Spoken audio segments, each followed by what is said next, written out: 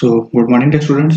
My name is Abhishek Gupta from Bharati Group of Colleges Tour और आज हम BTech agriculture for third year for first semester जो कि subject आपका building construction and cost estimation, इसमें आज हम डिस्कस करने वाले हैं एक नया topic that is what metals.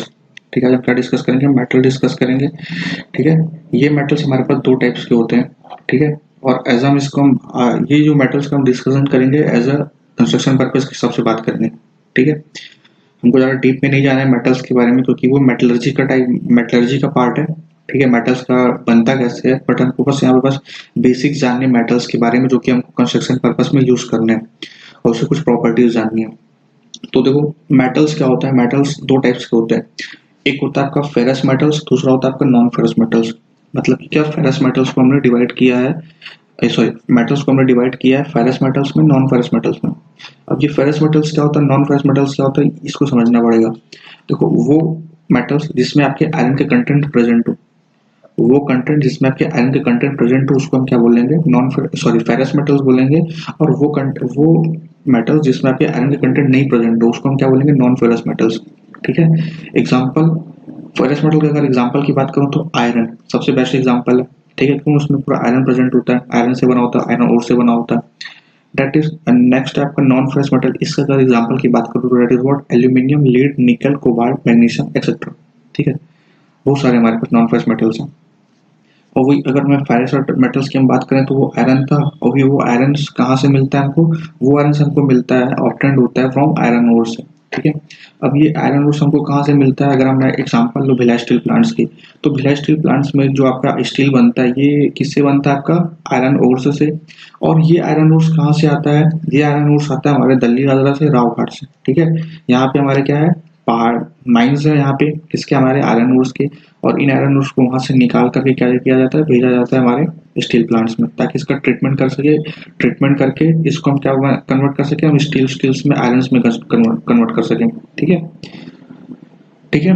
अब देखो, ये आयरन ओर कितने टाइप्स का होता है, क्या कौन कौन से टाइप्स का होता है? ये हमारे पास मैग्नेटाइट के नाम से भी मिलता है, हेमेटाइट के नाम से मिलता है, लिमोनाइट के नाम से भी मिलता है, आयरन पायराइट्स के नाम से भी मिलता है, और सिडराइट्स के नाम से भी मिलता है।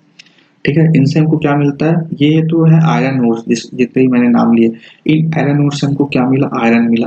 ठीक है, तो ये जो मैग्नेसाइट जो मैं कह रहा हूँ, मैग्नेटाइट आयरन ओर्स, इसमें जो आपका आयरन का कंटेंट होता है लगभग 70 से 75% होता है। और इससे जो हमको लोहा मिलता है, आयरन मिलता है, वो कैसा होता है? ब्लैक कलर का होता है। ठीक है, ब्लैक कलर का होता है। उसके बाद क्या आपका पायराइट्स। अब पायराइट्स में क्या होता है? इसमें जो आपका आयरन का प्रेजेंट होता है, आयरन की प्रेजेंट होती है, आयरन की जो मात्रा होती है कितनी होती है? 47% होती है। इससे जो हम, और इसमें क्या होता है? सल्फर की मात्रा ज्यादा होती है, और सल्फर हमारे स्टील और मेटल्स के लिए बहुत ही खतरनाक होता है। क्यों? इससे क्या होता है? सल्फर्स के कारण ही हमारा जो स्टील होता है रस्ट होता है। रस्ट होने के बाद वो कमजोर हो जाता है। ठीक है, तो ये सब उसके कुछ रीजन है। ठीक है, इसीलिए हमको स्टील्स को सल्फर अटैक से बचाने के लिए हम क्या करते हैं? हम उसकी आयरन, उसको हम पेंट वेंट कर देते हैं। ठीक है, तो देखो नेक्स्ट, और इससे जो हमको पायराइट से जो हमको आयरन मिलता है वो कैसा होता है? आपका ब्रिटल होता है, ब्रिटल इन नेचर का होता है। ठीक है, उसके बाद क्या आपका देखो, सिडराइट्स, इसमें जो आपका परसेंटेज होता है आयरन ओर का कितना, सॉरी, आयरन का कितना होता है परसेंटेज? इस टाइप के आयरन ओर में 40% होता है। ठीक है, और इससे जो हमको लोहा मिलता है, आयरन मिलता है, वो किस टाइप का होता है? येलो एंड ब्राउन कलर का होता है। इसके बाद आपका क्या आता है? Limonite iron ore. इसमें जो आपकी मात्रा होती है आयरन ओर की कितनी होती है? 60% होती है। और इससे जो हमको लोहा मिलता है वो किस कलर का होता है? ये भी येलो और ब्राउन कलर का होता है।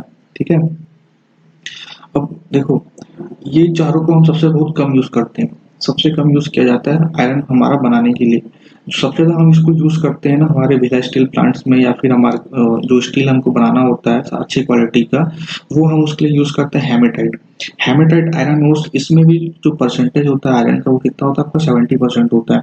ठीक है, और इससे जो हमको जो लोहा मिलता है, जो आयरन मिलता है, वो होता है हाई क्वालिटी का होता है। और इसमें सबसे ज्यादा हम क्या करते हैं? हेमेटाइट आयरन ओर का उपयोग करते हैं। ठीक है, अब बात कर लेते हैं ये आयरन्स के टाइप्स की। अब हमको तो पता चल गया आयरन ओर से क्या मिल रहा है? हमको आयरन मिल रहा है। अब ये आयरन भी, इनके भी बहुत सारे टाइप्स हैं, जैसे कि पी आयरन, जैसे कि wrought iron, cast iron, steel. ये क्या है? आपके आयरन्स के टाइप्स हैं। ठीक है, आयरन्स के टाइप्स हैं। तो ये आयरन बनता कैसे? सबसे पहले इसको समझते हैं। देखो, सबसे पहले जब हमारे पास आयरन ओर्स आता है तो आयरन ओर्स में क्या होती है, कुछ इम्प्योरिटीज होती है।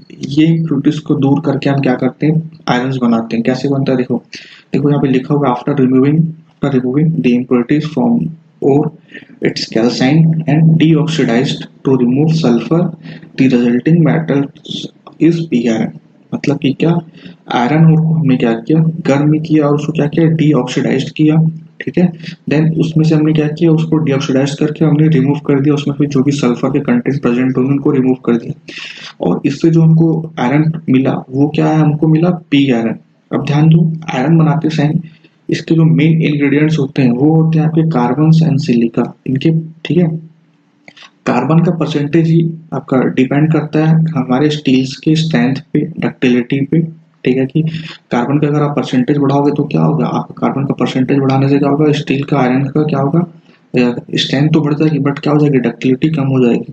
ठीक है, और डक्टिलिटी कम हो जाएगी और स्ट्रेंथ बढ़ जाएगी तो कल को अगर मान लो कभी भी अपने अल्टीमेट जब इसमें कोई भी लोड्स लगा और लोड इतना ज्यादा लग गया, हैवी लोड लगा दिए ताकि ये अपने अल्टीमेट लिमिट तक पहुंच गया और इसमें सडन फेलियर होने का चांसेस है। ठीक है, इसमें कब फेल हो जाए ये पता नहीं चलेगा आपको। ठीक है, इसलिए इसको देखो, कार्बन का परसेंटेज इसमें ज्यादा होने से देखो ये क्या बन गया, हार्ड बन गया, ब्रिटल बन गया। ठीक है, ठीक है, बट मेल्ट इजली बोल रहा है। ठीक है, उसकी कंप्रेसिव स्ट्रेंथ क्या होती है, हाई होती है, बट वीक होता है टेंशन में एंड शियर में। अगर ये वीक है टेंशन में और शियर में तो हम इसको कहाँ नहीं यूज कर सकते, हमारे बिल्डिंग कंस्ट्रक्शन में। बिकॉज क्योंकि देखो जो हम आरसीसी यूज करते हैं, कंक्रीट यूज करते हैं हमारे घर बनाने के लिए, तो वो क्या होता है आपका टेंशन में वीक होता है और शियर में भी वीक होता है। तो हमने टेंशन से बचाने के लिए हमने क्या किया, वहां पे रेनफोर्समेंट अप्लाई किया था और वो रेनफोर्समेंट हम क्या मान के चलते थे, जितने भी टेंसाइल लोड्स आ रहा होगा वो कौन कैरी करेगा, आपका स्टील कैरी करेगा। ठीक है, ये हमारा assumptions था और उस assumptions के बेस पे हमने क्या किया था, हमारा स्टील हमारे स्ट्रक्चर्स को डिजाइन किया था। अब मान के चलो अगर आपने वहां पे पिग आयरन को यूज किया, पिग आयरन के रॉड्स को यूज किया या पिग आयरन को यूज किया तो क्या होगा, कल को जैसे ही लोड्स आएगा उस लोड्स के कारण क्या होगा, उसमें टेंसाइल भी जनरेट होगा। अब वो जैसे ही टेंसाइल जनरेट होगा तो क्या होगा, आपका कंक्रीट भी फेल होगा और आपका स्टील भी फेल हो जाएगा, आपका पिग आयरन। ठीक है, यही रीजन है कि हम पिग आयरन को वहां पे यूज नहीं करते। ठीक है, तो आपको क्या क्या याद रखना है, इसका कार्बन कंटेंट याद रखना है। ठीक है, कार्बन कंटेंट कितना होता है आपका 3 to 4% और सिलिका का कंटेंट कितना होता है 5 to 3.5%। और पिग आयरन कैसा होता है, हार्ड होता है, ब्रिटल होता है। ठीक है, लास्ट में सबको मैं ग्राफ के फॉर्म में अच्छे से समझाऊंगा, चिंता मत करो। ठीक है, चलो नेक्स्ट देखते हैं। पिग आयरन के बाद आता है हमारा, पिग आयरन में कुछ इंप्योरिटीज थी। क्या इंप्योरिटीज थी वो हमने भी डिस्कस किया। ठीक है, अब इस पिग आयरन को हम क्या करते हैं, फिर से रिमेल्ट करते हैं, किसके साथ, लाइमस्टोन्स के साथ और कोक के साथ। जैसा ही हम इस लाइमस्टोन के साथ और कोक के साथ इसको गर्म करते हैं, कहाँ पे करते हैं, क्यूपोला फर्नेस, जहाँ पे बनाया जाता है कास्ट आयरन को। ठीक है, जैसे इसको हमने गर्म किया किसके साथ, कोक के साथ और लाइमस्टोन के साथ, और इसको हम क्या करते हैं, किसी एक मोल्ड में डाल देते हैं, जिस भी साइज में और शेप में हमको चाहिए होता है। ठीक है, कहाँ पे बनता है ये, क्यूपोला फर्नेस में। और हमको जो प्रोडक्ट मिल रहा है वो क्या मिल रहा है, कास्ट आयरन मिल रहा है। ध्यान देना यहाँ पे, कास्ट आयरन में जो कार्बन का परसेंटेज क्या होता है 2 to 4% होता है। ठीक है, मैं जैसे कि मैंने बताया, डिस्कस किया कि कार्बन क्या करता है, आपके स्ट्रेंथ को इंक्रीज करता है। अगर आप कार्बन का परसेंटेज बढ़ाएंगे तो क्या होगा, स्ट्रेंथ इंक्रीज हो जाएगी, बट क्या होगी, डक्टिलिटी प्रॉपर्टी कम हो जाएगी। डक्टिलिटी कम हो जाएगी, डक्टिलिटी कम हो जाएगी तो मतलब क्या बन गया, हमारा मटेरियल ब्रिटल बन गया। मतलब कि क्या, लोड कैरिंग कैपेसिटी तो अच्छी, बट जैसे उसमें हायर लोड आया, वो जैसे अपने अल्टीमेट पॉइंट तक पहुंचा, अल्टीमेट लिमिट तक पहुंचा, तो वो क्या होगा, कब फेल हो जाएगा आपको पता भी नहीं चलेगा। ठीक है, मतलब कि आपको इसमें क्या आपको डक्टिलिटी वाली कोई प्रॉपर्टी दिखाई नहीं देगी। ठीक है, इसीलिए हम इसको बहुत कम यूज करते हैं हमारे कंस्ट्रक्शन में। कहाँ पे, खासकर बिल्डिंग्स में, बिल्डिंग में जहाँ पे भी हमको रेनफोर्समेंट का रिक्वायरमेंट होता है हम यहाँ पे कास्ट आयरन का यूज नहीं करते। अब देखो कास्ट आयरन का यूज कहाँ कर सकते हैं, कास्ट आयरन में देखो अच्छी खास बात क्या है कि इसकी स्ट्रेंथ बहुत अच्छी होती है। ठीक है, और स्ट्रेंथ अच्छी होती है मतलब कि क्या, इससे हम क्या बना सकते हैं, हम अब हमारे हथौड़े बना सकते हैं, हैमर बना सकते हैं, चीजल्स बना सकते हैं। ठीक है, ये सब बना सकते हैं। और कहाँ यूज कर सकते हैं, इसका यूज हम लोग पाइपलाइंस में भी कर सकते हैं। ठीक है, पाइपलाइंस में क्या होता है, वाटर हैमरिंग होता है, मतलब कि सडन वहां पे क्या आता है, सडन लोड आता है। ठीक है, तो वहां पे हम कास्ट आयरन का यूज कर सकते हैं। ठीक है, और कहाँ यूज कर सकते हैं, पाइपलाइन के अलावा गैस पाइपलाइन में भी यूज कर सकते हैं। तो सबसे ज्यादा कास्ट आयरन का यूज वही होता है। और अगर आप सेक्टर्स एरिया में रह रहे हो, भिलाई सेक्टर्स में, तो अगर देखो वहाँ पे भिलाई स्टील प्लांट में जो वाटर कैरी होकर के आता है, जहाँ से भी आता है हमारे, तो वो इसमें आता है, आपके जो पाइप्स होते हैं वो कास्ट आयरन के बने होते हैं। ठीक है। कास्ट आयरन के पाइप में उस वाटर को कैरी करके लाया जाता है for the treatment and distribution के लिए भी हम कौन सा पाइप यूज करते हैं, कास्ट आयरन का ही पाइप यूज करते हैं। जो आपके घर में नल कनेक्शन आता है ना, वो जो पाइप होता है वो कास्ट आयरन का पाइप होता है, ठीक है। चलो आगे बढ़ते हैं। कास्ट आयरन के बाद हमने देखा कि हमने जब कार्बन का परसेंटेज पी आयरन से हल्का सा कम किया, मतलब कि पी आयरन से हल्का सा कम मतलब कि 2 to 4% तक इसमें हमारे कास्ट आयरन में, तो हमने देखा कि जो मटेरियल की स्ट्रेंथ थी क्या थी, वो इंक्रीज हो गई थी, बट डक्टिलिटी क्या हो गई थी, डिक्रीज हो गई थी, जिसके कारण क्या हो गया था, हमने उसको यूज नहीं कर पाए हमारे कंस्ट्रक्शन में। अगर आप कंस्ट्रक्शन में जब उसको नहीं यूज कर पाए तो हमने क्या सोचा, यार फिर से काम करते हैं इसको, फिर से हम क्या करते हैं, रीमेल्ट करते हैं, क्या करते हैं, कार्बन का परसेंटेज इस बार डिक्रीज कर देते हैं। लास्ट टाइम हमने कितना यूज किया था, 2 to 4%, अब हम क्या करते हैं, लेस देन 2% कर देते हैं, सॉरी हाँ लेस देन 2% कर दे, लेस देन 0.15 कर देते हैं, ठीक है। ठीक है, तो देखो एक्चुअली इसका जो कार्बन परसेंटेज है हम लोग रॉट आयरन का सबसे कम रखते हैं। कम रखने के कारण क्या हुआ, देखो इसकी स्ट्रेंथ तो घट गई बट इसकी डक्टिलिटी प्रॉपर्टी बढ़ गई। मतलब कि क्या, जैसे ही मैंने थोड़ा सा लोड लगाया ये थिन वायर फॉर्म में कन्वर्ट हो जाता था, ठीक है। मतलब कि इसको आसानी से इसको मोड़ सकते थे, ठीक है, बट कास्ट आयरन को आप आसानी से ऐसा नहीं मोड़ सकते थे। अगर आप ज्यादा ही लोड लगाते, बहुत ज्यादा लोड लगाते, जब तक वो अपने अल्टीमेट लिमिट तक नहीं पहुंचता, और जैसे ही पहुंचता वो जैसे आप इसको मोड़ते हो फट से टूट जाता, बट ये ऐसा नहीं होगा। और रॉट आयरन क्या होगा, इतनी आसानी से नहीं टूटेगा वो, ठीक है, बट वो बैंड पूरा हो जाएगा, मुड़ जाएगा। तो क्या हुआ, हमने रॉट आयरन में कार्बन के परसेंटेज को घटाया और क्या किया, इसको फिर से हमने रिमेल्ट किया, किसको, हमारे कास्ट आयरन को, और कहाँ पे किया, बर्निंग फर्नेस में, ठीक है, जहाँ पे इसका मैन्युफैक्चरिंग होता है। तो हमको क्या प्रोडक्ट मिला, हमको मिला रॉट आयरन, ठीक है। अब रॉट आयरन के बाद फिर से हमने देखा कि यार अब इसको भी हम अपने कंस्ट्रक्शन पर्पस में नहीं यूज कर सकते, कंस्ट्रक्शन वर्क में नहीं यूज कर पा रहे हैं, क्यों, इसकी डक्टिलिटी प्रॉपर्टी ज्यादा है, मतलब कि क्या, ये ज्यादा टेंसाइल लोड्स को तो कैरी नहीं कर पाएगा ना कंप्रेसर, ठीक है। तो क्या हुआ, हमने क्या किया, हमने एक ऐसा, फिर से हमने क्या किया, कार्बन के परसेंटेज को रॉट आयरन और कास्ट आयरन के बीच में रखा। रॉट आयरन कास्ट आयरन के जब बीच में रखा तो जो हमको स्टील मिला वो क्या मिला, माइल्ड स्टील मिला। और माइल्ड स्टील्स में क्या हुआ, आपकी डक्टिलिटी की भी प्रॉपर्टी थी और स्ट्रेंथ भी था, ठीक है, तो दोनों की प्रॉपर्टी थी। कंपेयर करें with respect to wrought iron, तो जो रॉट आयरन के कंपैरिजन में जो स्ट्रेंथ थी, मतलब कि strength compress sorry tensile strength वो ज्यादा थी, और डक्टिलिटी क्या थी, रॉट आयरन से कम थी। बट अगर मैं कास्ट आयरन से कंपेयर करूं तो कास्ट आयरन में क्या था, स्ट्रेंथ तो ज्यादा था बट डक्टिलिटी नहीं थी।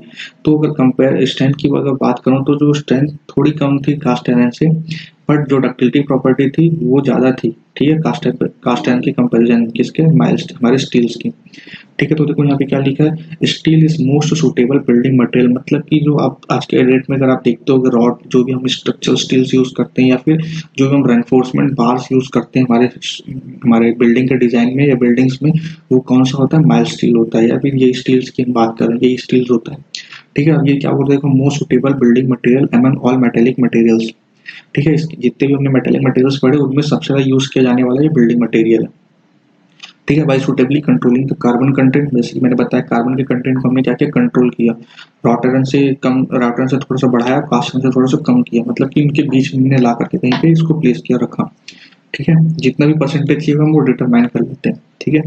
Carbon content, alloying elements and heat treatment and desirable strength and ductility can be induced, ठीक है। तो ये हमारा स्टील हुआ। अब ये स्टील भी हमारे पास 4 टाइप्स के होते हैं, ठीक है। कौन कौन से टाइप्स के, that is what dead mild steel, medium carbon steel and high carbon steel, ठीक है।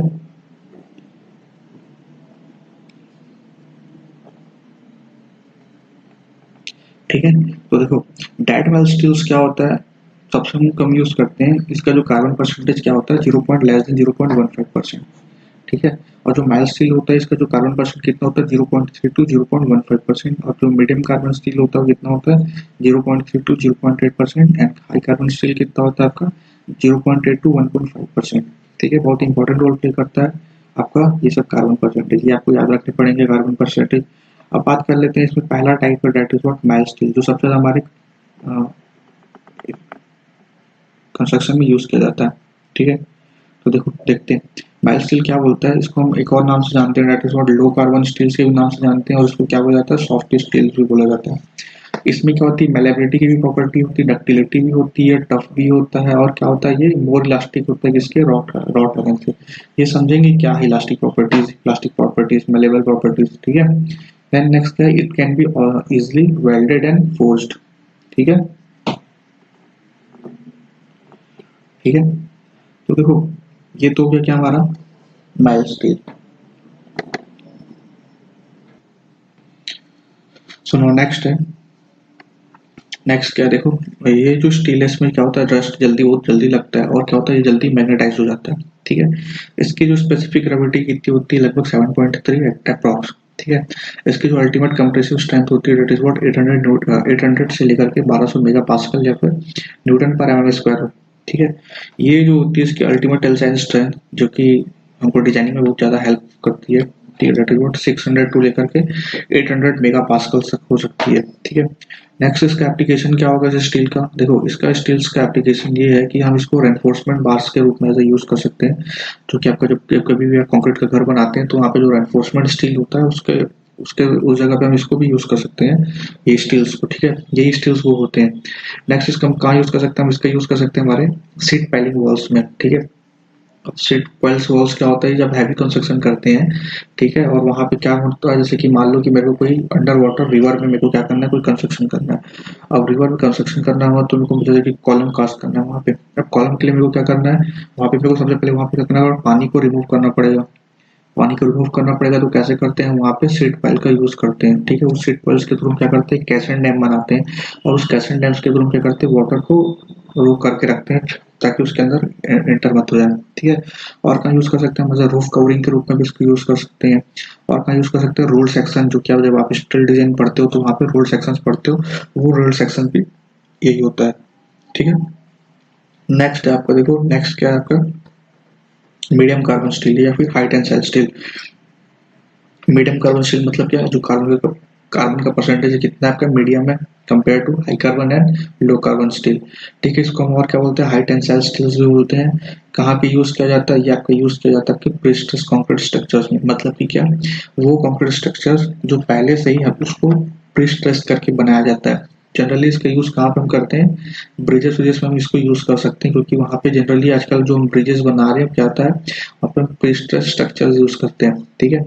नेक्स्ट इसका जो अल्टीमेट टेंसाइल स्ट्रेंथ होती है कितनी होती है, सबसे ज्यादा होती है 2000 मेगा पास्कल, 2000 मेगा पास्कल, बहुत ज्यादा होती है, ठीक है। इसीलिए इसका सबसे ज्यादा यूज कहाँ कर सकते हैं, हमारे जहाँ पे भी हमारा प्रीस्ट्रेस स्ट्रक्चर्स बन रहा होगा हम उसका वहाँ पे यूज कर सकते हैं। नेक्स्ट आपका हाई कार्बन स्टील, इसी को क्या बोला जाता है, हार्ड स्टील भी बोला जाता है, और ये बहुत ही डिफिकल्ट होता है इसको वेल्ड करना और फोर्स करना, हाई कार्बन स्टील्स को, ठीक है। और ये क्या होता है, बहुत ही ज्यादा इलास्टिक होता है और टफ होता है as compare to mild steel से। इसकी जो स्पेसिफिक ग्रेविटी कितनी होती है, 7.9, ठीक है। और इसकी जो कंप्रेसिव स्ट्रेंथ कितनी होती है, ultimate compressive strength that is 1350 mega pascal या फिर न्यूटन पर एमएम स्क्वायर। इसकी जो अल्टीमेट टेंसाइल स्ट्रेंथ होती है कितनी होती है, 1400 से लेकर के 2000 मेगा पास्कल तक। इसको हम यूज कर सकते हैं हमारे मसल टूल्स या फिर मशीन पार्ट्स को बनाने के लिए, ठीक है। देखो नेक्स्ट है आपका क्या, अलॉयज ऑफ स्टील। अलॉयज क्या होता है आपका, अलॉयज होता है आपका जब दो डिफरेंट मेटल्स से मिल करके जो हम स्टील्स बनाते हैं, या कि दो मेटल से मिलकर जो हमको प्रोडक्ट मिलता है उसको हम क्या बोलते हैं, अलॉयज। अब स्टील्स में भी हम क्या करते हैं, डिफरेंट डिफरेंट कंपोजिशंस यूज करके, डिफरेंट डिफरेंट मेटल्स को यूज करके हम क्या कर रहे हैं, एक नया कंपोजिशन, एक नया टाइप का अलॉय बना रहे हैं, ठीक है, जिसमें 6 टाइप के हम यहाँ पे अलॉय पढ़ेंगे, अलॉय ऑफ स्टील पढ़ेंगे। इसमें आपका पहला क्या है, आपका स्टेनलेस स्टील, ठीक है। अब स्टेनलेस स्टील्स में क्या होता है, आपका क्रोमियम का परसेंटेज, क्रोमियम का कंटेंट ऐड किया जाता है जब स्टील्स बनाते हैं तो, ठीक है। जब क्रोमियम का कंटेंट डालने से क्या होता है, कितना परसेंटेज डालते हैं, 16% डालते हैं। इससे जो हमको स्टील मिलता है उसको हम बोलते हैं स्टेनलेस स्टील। इसकी जो प्रॉपर्टीज होती है वो क्या होता है, हार्ड होता है, टफ होता है, इलास्टिक, इसकी इलास्टिसिटी वाली प्रॉपर्टी होती है, इसमें ये एसिड रेजिस्टेंस वाला प्रॉपर्टी होती है, इसमें कोरोजन रेजिस्टेंस वाला प्रॉपर्टी होता है, ठीक है। इसका जनरली हम यूज करते हैं बॉल बेरिंग बनाने के लिए या फिर टाइल्स वाइल्स बनाने के लिए, हम वहाँ पे यूज कर सकते हैं, ठीक है। अगर आपको देखना है स्टेनलेस स्टील्स का एग्जांपल्स, तो आपके पास एक स्केल होता था स्टेनलेस स्टील्स का, ठीक है, उसमें लिखा हुआ होता था स्टेनलेस स्टील स्केल्स। इसके अलावा अगर आपको और देखना है तो आप देखो, अब जब बिल्डिंग्स बनते हैं तो आजकल रेलिंग्स के रूप में देखो, आजकल एक स्टील का जो कि चमकदार सिल्वर टाइप का आपको दिखता है, तो वो भी बेसिकली एक स्टेनलेस स्टील है, ठीक है। बेसिकली उसके ऊपर क्या होता है, क्रोमियम का परत होता है जो क्या करता है आपके एसिड से बचाता है, रेसिस्टेंस उसको करोजन से बचाता है, जंग लगने से बचाता है, और साथ में इसकी इलास्टिसिटी वाली प्रॉपर्टी होती है, और साथ में वो हार्ड भी होता है और टफ भी होता है। ठीक है। नेक्स्ट आपका देखो निकल स्टील। निकल स्टील्स क्या होता है, निकल स्टील्स में भी एक तरह का एलॉय स्टील्स है। इसमें क्या होता है आपका निकल का परसेंटेज ऐड किया जाता है जब हम स्टील बनाते हैं, तो दैट इज व्हाट कितना परसेंटेज किया जाता है, 3.5%। ठीक है। ये क्या करता है, इसकी प्रॉपर्टीज क्या होती है, ये मोर टफ होता है, हार्ड होता है, डक्टाइल होता है, और क्या होता है इसकी टेंसाइल स्ट्रेंथ भी अच्छी होती है। और ये सब प्रॉपर्टीज होने के कारण हम इसका सबसे ज्यादा यूज कहाँ करते हैं, हमारे ऑटोमोबाइल इंडस्ट्रीज में, और जो एरोप्लेन्स का जो पार्ट्स बनते हैं वहां पे इसका यूज किया जाता है। ठीक है। नेक्स्ट हमारा अलॉयज ऑफ स्टील्स है, that is what Invar steel. Invar steel मतलब कि क्या, इसमें जो एनवॉर का परसेंटेज ऐड किया गया, कितना ऐड किया गया, दैट इज व्हाट 30 to 40%। ठीक है। अब इसकी प्रॉपर्टीज क्या होती है, इसकी प्रॉपर्टीज होती है लो कोफिशिएंट ऑफ थर्मल एक्सपेंशन, जिसके कारण क्या होता है हम इसका यूज कर पाते हैं एज अ मेजरिंग टाइप में, और प्रिसाइज इंस्ट्रूमेंट जिसमें हमको मेजरिंग वजरिंग लेना पड़ता है। ऐसा क्यों करते हैं, देखो क्या होता है, इनवॉर टाइप से जो हम स्टील जब अगर मान लो मैं इनवॉर स्टील ना यूज करता, नॉर्मल स्टील यूज करता, तो होता क्या, जब कभी भी हम लोग मेजरिंग लेने के लिए जाते हैं तो हो सकता है कि गर्मी के कारण उसमें कुछ हो सकता है थर्मल एक्सपांशन, मतलब कि उसका कुछ लेंथ इंक्रीज हो जाए। ठीक है। लेंथ इंक्रीज हो जाएगा तो क्या होगा, जब कभी भी हम रीडिंग लेंगे तो हमको क्या होगा, एरर रीडिंग मिलेगा। ठीक है। हमको प्रिसाइज रीडिंग्स नहीं मिलेंगे, तो हम क्या करते हैं, हम एनवॉर यूज करते हैं। कितना यूज करते हैं, 30 to 40%, और 30 to 40% यूज करते हैं। ठीक है। जिसमें क्या प्रॉपर्टीज होती है, लो कोफिशिएंट ऑफ थर्मल एक्सपांशन, मतलब कि क्या, ये गर्मी में क्या होगा, इसका जो लेंथ है वो इंक्रीज नहीं होगा। इससे क्या होगा, हमको जो भी रीडिंग्स मिलेगी एक्यूरेट मिलेगी, और ये टेप क्या रहेगा, अच्छा रहेगा। ठीक है। तो इनवॉल्व स्टील ये हो गया। इसके बाद हमारा नेक्स्ट अलॉय ऑफ स्टील है, that is what vanadium steels. इसमें हम वैनेडियम का परसेंटेज ऐड करते हैं, कितना ऐड करते हैं, दैट इज 0.1 to 2%। ये क्या प्रॉपर्टीज इम्पार्ट करता है, that is what high resistance, है ना, सॉफ्टनिंग एट हाई टेम्परेचर। ठीक है। जिसके कारण इसका हम लोग कहाँ यूज करते हैं, हम लोग इसका यूज करते हैं ऑटोमोबाइल चेसिस के रूप में। ठीक है।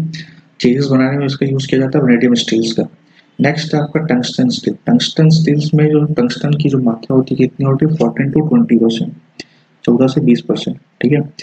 ये क्या प्रॉपर्टीज इम्पार्ट करता है, high cutting resistance and abrasion resistance. Abrasion what, wear and tear, and cutting means क्या होता है, जब हम कटिंग करते हैं तो क्या होता है, आपका ब्लेड्स खराब होने का चांसेस होता है। तो हम क्या करते हैं, वहाँ पे जब टंगस्टन स्टील यूज करेंगे, तो जब कभी हम किसी भी चीज़ का कटिंग करेंगे तो क्या होगा, वहाँ पे उसका कटिंग स्टूल खराब नहीं होंगे जल्दी। ठीक है।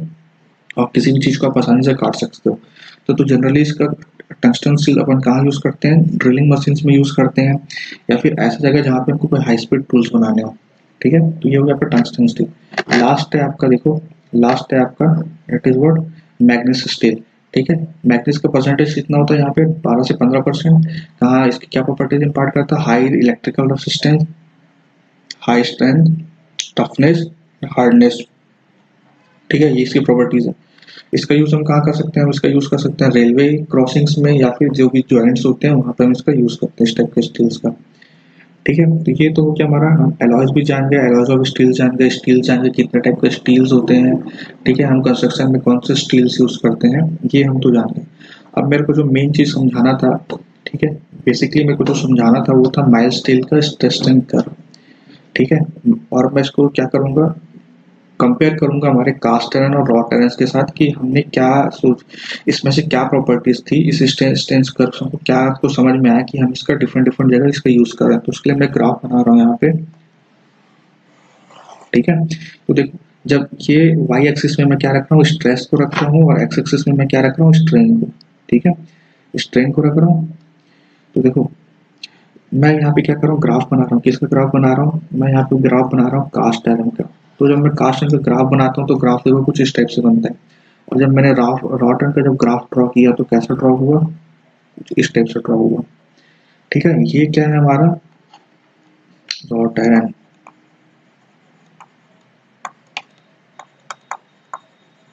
ठीक है। और ये क्या है हमारा कास्ट आयरन। ठीक है। अब देखो कास्ट आयरन में क्या बोल रहा था, कार्बन का परसेंटेज बढ़ाया तो उसकी स्ट्रेंथ क्या हो गई, इंक्रीज हो गई, बट डक्टिलिटी क्या हो गई, डिक्रीज हो गई। तो देखो जैसे ही मैंने थोड़ा सा लोड लगाया, मैंने ये क्या हुआ, मैंने जैसे थोड़ा सा स्ट्रेस लगाया तो देखो इसमें थोड़े से स्ट्रेस में ये कितना डिफ्लेक्ट हो गया, कितना स्ट्रेन हो गया। तो स्ट्रेन का मतलब क्या होता है, चेंज इन लेंथ, कितना लेंथ चेंज हो गया, देखो इतना लेंथ चेंज हो गया, ठीक है, थोड़े से ही लोड में, ठीक है। और वही जब मैं थोड़ा सा यहाँ पे जब मैंने लोड लगाया तो इतने हाई लोड्स में ये कितना चेंज हुआ, सिर्फ इतना चेंज हुआ, ठीक है, इतना चेंज हुआ। मतलब कि क्या, इसकी डक्टिलिटी प्रॉपर्टी क्या है, खत्म हो गई। मतलब कि यहाँ पे जाकर के क्या हो जाएगा, ये टूट जाएगा। और ये यहाँ पे जाके क्या होगा, अभी भी ये देखो स्ट्रेन हो ही रहा है, खिंचा ही रहा है, और हो सकता है कि ये कुछ दूर जाके यहाँ से टूट जाए, ठीक है। अब मान लो इसमें कार्बन का परसेंटेज जब हमने बढ़ाया तो क्या हुआ, आपकी स्ट्रेंथ तो बढ़ गई बट क्या हो गया, डक्टिलिटी डिक्रीज हो गई। और यहाँ पे हमने देखा कार्बन का परसेंटेज जब हमने क्या किया, कार्बन का परसेंटेज जब कम किया तो हमको क्या मिली, और डक्टिलिटी बहुत ज्यादा मिली और स्ट्रेंथ क्या मिली, कम मिली, है ना। डक्टिलिटी कम मिली और स्ट्रेंथ सॉरी डक्टिलिटी ज्यादा मिली और स्ट्रेंथ कम मिली, किसमें, रॉटरन में। कास्टरन में क्या हो रहा था, कार्बन का परसेंटेज बढ़ा, स्ट्रेंथ बढ़ गई, डक्टिलिटी कम हो गई। तो हमने क्या किया, यहाँ पे हमने जो कार्बन का परसेंटेज था इन दोनों के बीच में कहीं पे यूज किया, ठीक है। कास्ट आयरन में कितना परसेंटेज यूज करते कार्बन का, 2 to 4%, ठीक है। और हमने क्या किया, एक स्टील्स बनाया, उस स्टील में क्या किया, कार्बन के परसेंटेज को मॉडरेट कर दिया। मॉडरेट मतलब कि इन दोनों के बीच में। तो उससे जो हमको, अब देखो अगर ये मैं ग्राफ ड्रॉ कर रहा हूँ तो ग्राफ में क्या हो रहा है, देखो यहाँ तक क्या हो रहा था, हमारा कार्बन का क्या इलास्टिसिटी वाली प्रॉपर्टी थी, ठीक है। आफ्टर इलास्ट जैसा ही थोड़ा सा और लोड मैंने लगाया तो ये क्या हो गया, अपने प्लास्टिक स्टेट में आ गया। और प्लास्टिक स्टेट में आ गया तो देखो अभी भी ये टूटा नहीं है, ये कहीं यहाँ पे जाके कहीं पे टूट जाता है। मतलब कि क्या इम्पार्ट कर रहा है, देखो इसमें डक्टिलिटी भी है, सडन फेलियर नहीं हो रहा है, इसमें डक्टिलिटी भी है और साथ में देखो क्या है, स्ट्रेंथ भी है, ठीक है। अगर ये वाला मैं इसको अपने कंस्ट्रक्शन में यूज करता तो देखो लोड लगता, लोड लग रहा है, लोड लग रहा है, लोड लग रहा है, लोड लग रहा है, और कब जाके अचानक से ये फेल हो जाएगा आपको पता नहीं चलेगा, ठीक है। किसमें आपको डिफ्लेक्शन बिल्कुल भी दिखाई नहीं दे रहा है, कौन से वाले में, कास्ट आयरन में। और वही चीज आपको रॉड आयरन में देखो, आपने जैसे ही लोड लगाया तो इतना ज्यादा डिफ्लेक्ट हो गया, ये इतना ज्यादा स्ट्रेन हो गया, ठीक है। मतलब कि क्या, जैसे ही लोड लगाया गया तुरंत ये क्या हो गया, सैग हो गया, सैग हो जाएगा या तुरंत ये खिंचा जाएगा रॉड आयरन, ठीक है। डक्टिलिटी बहुत ज्यादा होती है इसकी। बट ये चीज क्या हो रहा था, माइल्ड स्टील में नहीं था। देखो जैसे ही मैंने लोड लगाया, लोड लगाया, लोड लगाया, लोड लगाया, अभी हल्का सा क्या हुआ, अपने इलास्टिक स्टेट में, ठीक है। जैसे ही मैं यहाँ से छोड़ूंगा तो वापस अपने शेप को रिगेन कर लेगा। बट जैसे इसके बाद मैं और लोड लगाता हूँ, ठीक है, जैसे ही लोड लगाता हूँ तो ये क्या होता है, अपने प्लास्टिक स्टेट में जाता है। और अभी भी देखो ये टूटा नहीं है, ठीक है, ये हल्का सा बस डिफ्लेक्ट हुआ है, सिर्फ डिफ्लेक्ट हुआ, डिफ्लेक्ट हुआ है, डिफ्लेक्ट हुआ, डिफ्लेक्ट हुआ है। और वो एक टाइम के बाद जाके क्या हो जाएगा, टूट जाएगा। मतलब कि क्या हो रहा है, इसमें सडन फेलियर नहीं हो रहा है। और सडन फेलियर नहीं हो रहा है मतलब कि क्या, हमको दिख रहा है कि इसमें क्या हो रहा है, डिफ्लेक्शन हो रहा है, ठीक है। मतलब कि क्या, हम इसको हमारे कंस्ट्रक्शन पर्पस में इसको यूज कर सकते हैं, ठीक है। तो यही रीजन था, हमने माइल्ड स्टील को क्या हुआ, यूज किया हमारे कहाँ पे, रेनफोर्समेंट स्टील में, रेनफोर्समेंट बार के रूप में, ठीक है। तो ज्यादा कुछ नहीं है इसमें पढ़ने के लिए, ठीक है। बस हमको मेटल्स के बारे में जानना था, रोल सेक्शंस क्या होता है आप जानते ही हो, ठीक है। Thank you.